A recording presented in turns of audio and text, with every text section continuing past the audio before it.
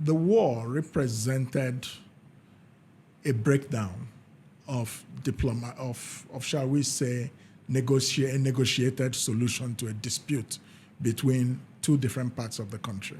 The eastern region, which included not just the Igbos, I want to remind you, but several other minority ethnic groups in the eastern region. We have to go back to the coup, the first coup, which Nzogu led and which killed a lot of political leaders. And, by some happenstance, some would think it was calculated, but I don't think it was. It was a botched execution of the coup that led to the reality that no major, politician of the Igbo group was killed, but several leaders from other ethnic groups were. Mostly from the north as well. Mostly from the north, but also from the southwest, Akintola. Then, of course, even from the Midwest, Okotiebo, I think. Yes.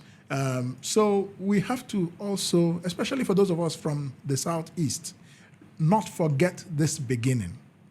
It's very convenient to think about our own losses and those of us who lost their lives, but we also have to consider the other side, quote unquote, at that time as well. Now, because of that botched execution of the coup, it looked like an Igbo coup, but it was not intended, as far as I know. I've researched this topic very well. Even read the book by Ademulegu, who is not Igbo, who was one of the, Adeboyega, Adeboyega, who was one of the 5 majors, who planned the coup. But the negotiations broke down. One of the reasons it broke down is because the agreement at Aburi, and I have discussed this with Gowan, and I have put it to him that the reason the civil war happened is because the agreements that were reached between him and Ojukwu at Aburi in Ghana were not followed. Yes. So hence the East at the time were saying, on Aburi we stand. That was the slogan, because there were some agreements that were reached about how to reconfigure the country and all that, that if they had been kept, there would not have been a civil war, quite clear.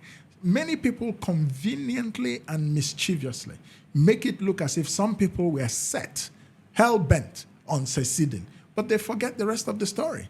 Thousands and thousands of Easterners, especially Igbos, were killed in a pogrom in the north. Yes, that's and that led to a humanitarian crisis. So people ran away from that part of the country back to the east, and it looked as if the lives of people from that part of the country were no longer secure in the federation. So the military governor at the time, Odumegwu Ojukwu, felt a sense of responsibility to protect them. And so in all this, a lot of disputes, a lot of acrimony, recriminations, and the big brother, General Ankara in Ghana, invited Gowon and Ojukwu to Aburi.